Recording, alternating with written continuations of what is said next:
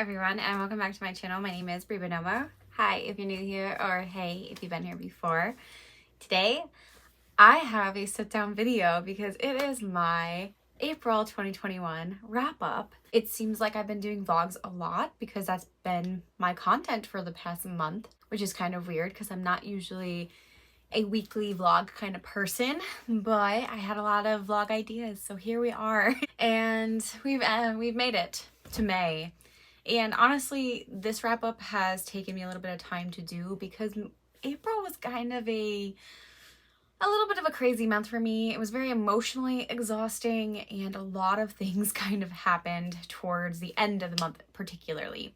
So I kind of put off making this video just to kind of see if I would have any answers, but alas, I don't have all of them, so I'm just going to kind of give you guys some information based on my personal life towards the end here and just kind of give you what I have currently. But as always, I am going to dive into the books I read, the things I wrote, and some of my personal tidbits, and we're going to carry it away. So without further ado, let's just get into the books I read. In the month of March, I did a buddy read, which was To Sleep in the Sea of Stars by Christopher Paolini.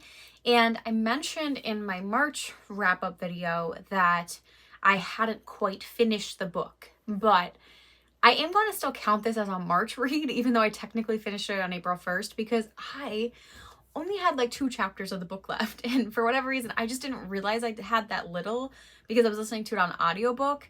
And the end of the audiobook, like over an hour long, is just like the glossary content.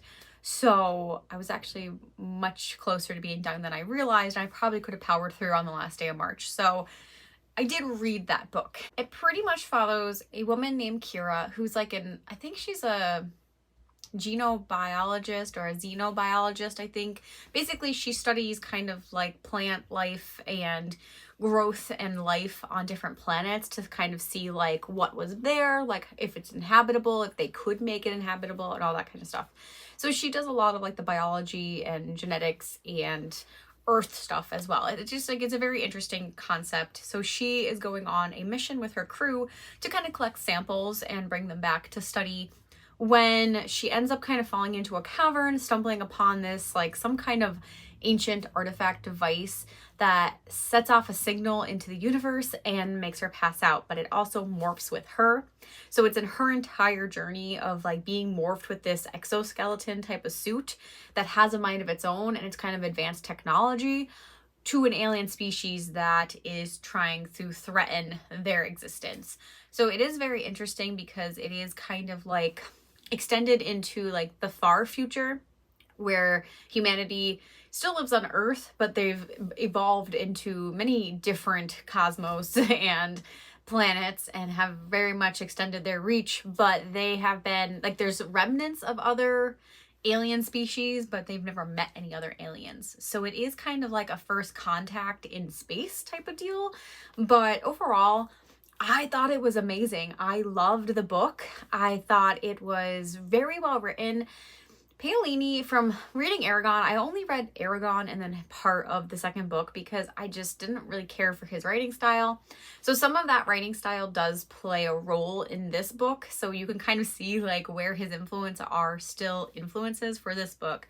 However, I think he shines at science fiction. I think his descriptions and his explanation for things were so realistic and sound possible that I could imagine this being a book in the future, almost like a historical text, like for like many millennia in the future. But anyway, it really was well written. Even though sometimes the plot would meander a little bit, I never felt like anything was really like dragging on too much that was slowing down the plot.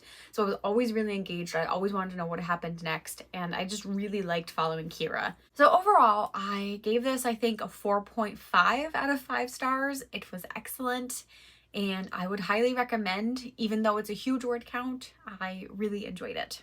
The next book I finished in the month of April was What Beauty There Is by Corey Anderson. This is a young adult contemporary debut by the author. And I have talked about this one a little bit, so I won't linger too long. But this essentially follows a boy named Jack whose family has kind of a history wrapped up in criminality.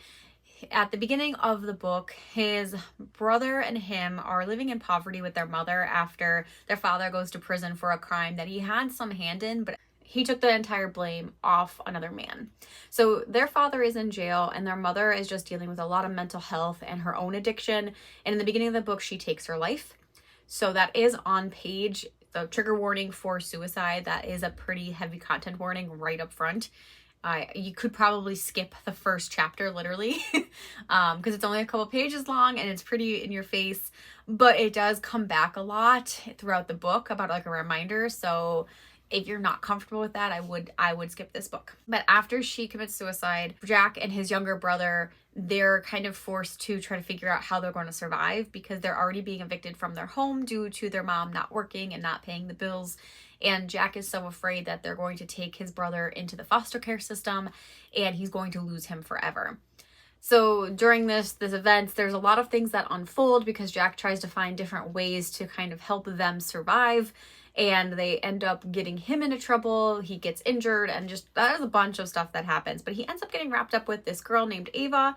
And he doesn't know who Ava is, but Ava knows him because Ava's father is the man that Jack's father took all the blame off of. So they're very wrapped up, but eventually there's kind of this whole plot that Jack's father had hid money from this sordid ordeal somewhere, but he never told anyone where this money was. So Jack and Ava are trying to set out to find this money, but so are a lot of other people. So there's a lot of things going on in this book. Overall, I really did like it. The writing is good. It was a really solid debut, but the ending really fell apart for me. I felt like the ending was rushed and all the stakes that had been built up were kind of destroyed and settled very easily in some ways. And also the whole foster care aspect, like Jack being afraid of his brother going into foster care, wasn't really ever played up and made me wonder, just because as someone who was a foster care caseworker at some point and knows the system, at least in the Pennsylvania standards, Jack is also a minor. And if his mom died and his dad was in prison, Jack would also go into the foster care system. It's not like they would just go, no, you're on your own. He's still under 18. And if both of his parents are dead and like, you know what I mean? So like both of them would be taken into the foster care system. And at least in the work that I've done, most of the times, as long as they can find a home that is willing to take brothers or siblings, brothers in this case, they will. So it just kind of, it was never really explored. And I just felt like that stake then, because like they didn't explore that or like kind of explained why Jack thought he might be separated from his brother, it ended up making the stakes less viable for me. Because like I said, in reality, I believe both of them should have been taken in. Now, like I said, I can only speak to my state, and I believe this takes place in like Idaho, so maybe Idaho is a little bit different. I know the states are weird and things vary for no reason whatsoever other than they vary. But yeah, it just kind of fell apart. And then the ending was so rushed that I just felt like I wasn't emotionally connected anymore, which is sad because I did get really emotionally invested in the characters.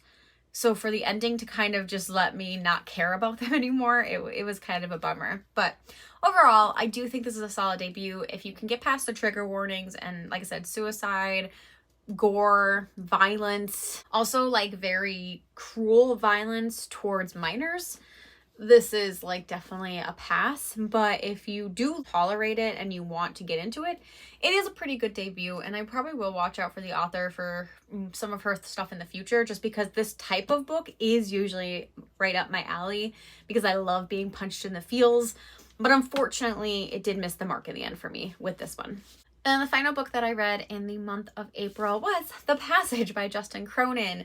This was a beast of a book. But I am definitely not going to talk about this too much because I did an entire live stream with Autumn Ashley. I will link it in the cards and below for you to go watch if you're interested. It's a little over an hour. We kind of go very in depth with a lot of spoilers for this book, but we have really great discussions. And overall, I did give this a 4-star. It follows the journey of this vampiric plague outbreak in the United States.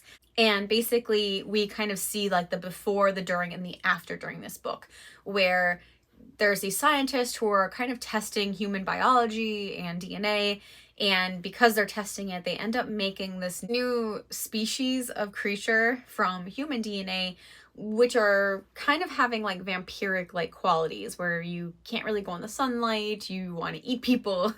So it's kind of like a cross between vampires and zombies. And there are references to vampires in this novel, but they don't call them vampires in it for the most part. So you're watching these scientists go, and then like kind of like how some of the humans are interacting differently with the testings, and then as essentially the United States, like their ground zero, it breaks and how it impacts the world. And then you kind of jump 90 some years into the future and you're following these new characters and how they're adapting in the afterworld, about how everything like technology has kind of left them in the United States and they don't even know if there's anything left in the world because they can't communicate. So it was very good. I do recommend it. There's a few commentaries that didn't really hold up over time. And this is from 2010, so it's not that long ago, but the critiques on women in this world were the one thing that kind of made me scratch my head, because it really just kind of objectified women a lot of the times and almost proved that like they were useless or only good for having babies. And that didn't really land well with me as a woman. However, past that, because that's not a huge part of the book, it's just kind of here and there sprinkled throughout. When I got past that, I did really enjoy it and it was easy to read.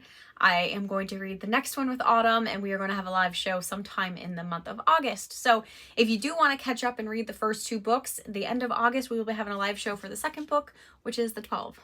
And that's all the books that I read in the month of April. Clearly, I didn't read too many because the one book that I read took up almost the entire month. I finished it, I think, literally 15 minutes before the live stream because it was a chunker and I was not ready for it.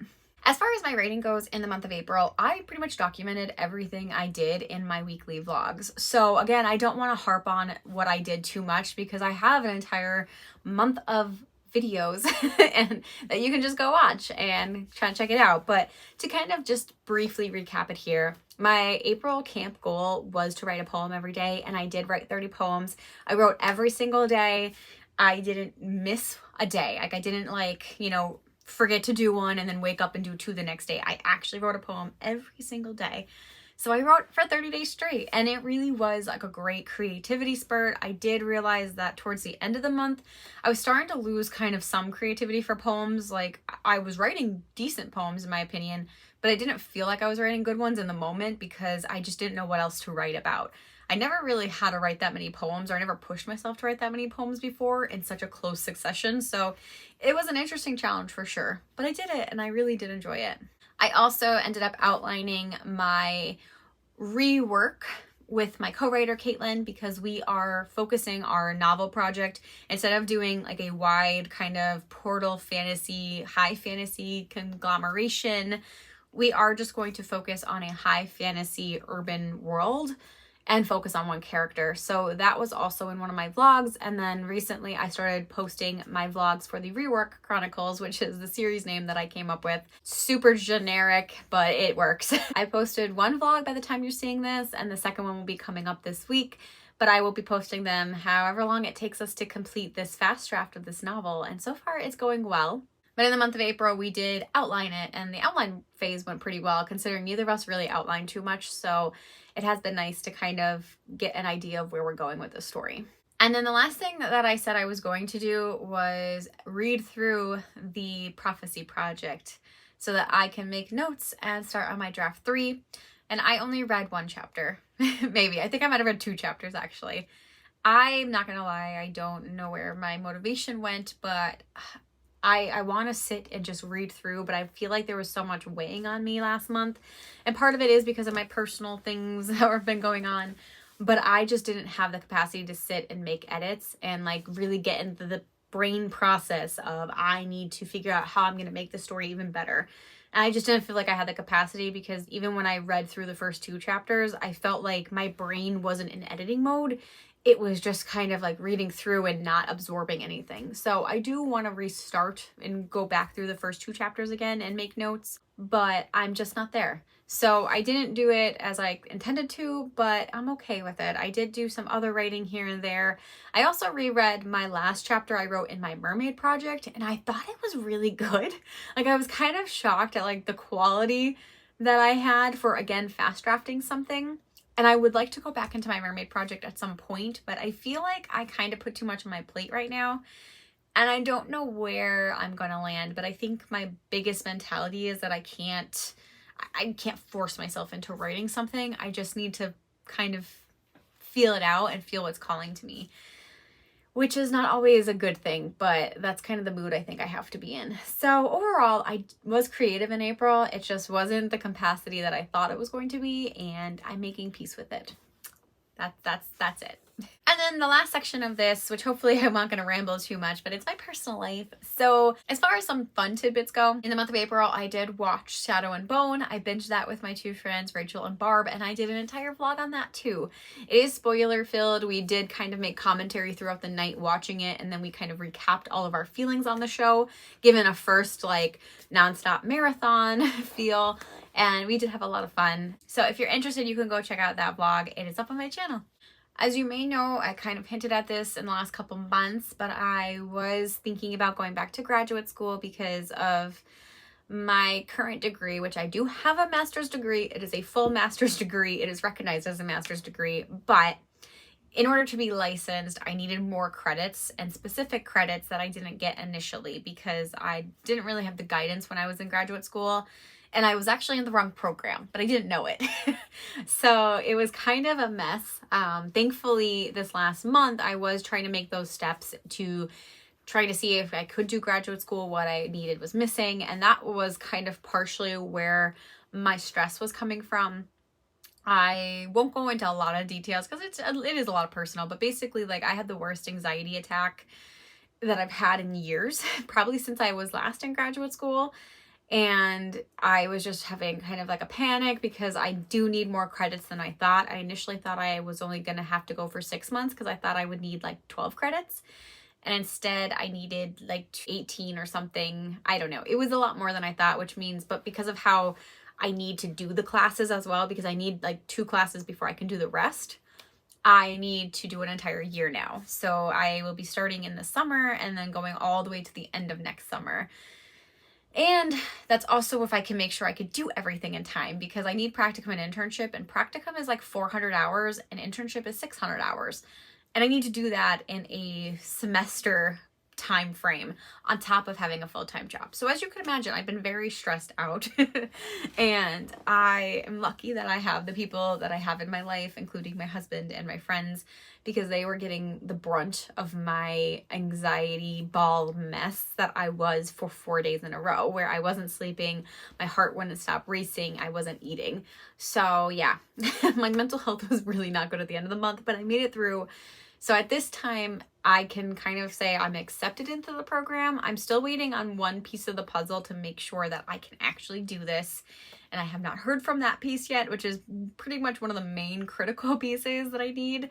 But if that comes through for me, I will be in grad school starting this summer. So I'm still waiting on that piece, and I'm waiting on a couple other things. But if everything goes according to plan, then I will have an announcement video coming up on my channel. But yeah, even talking about it kind of makes me have a little bit of anxiety because it is a huge commitment, especially with having a full-time job. But I think the full-time job that I have, which is part of the reason why I took this job to begin with, is that it is going to allow me to be able to do that practicum and internship piece with all those hours at night and on the weekend. So hopefully everything will work out. But that's where I've been with my personal endeavors. I don't think I have anything else exciting in my life going on. But yeah, that's kind of where we're at. So let me know how your month went on April. If you did camp, let me know what you did, if you won camp or if you struggled or whatever. Let me know if anything fun happened, and keep me updated on the books that you read. What was your favorite for the month? I post videos every Tuesdays and Fridays, and I live stream occasionally. I also live stream on Twitch. We're changing the day. It's usually on Wednesday nights, but I live stream over there, and all my socials are linked down below. And until next time, I'll see you then.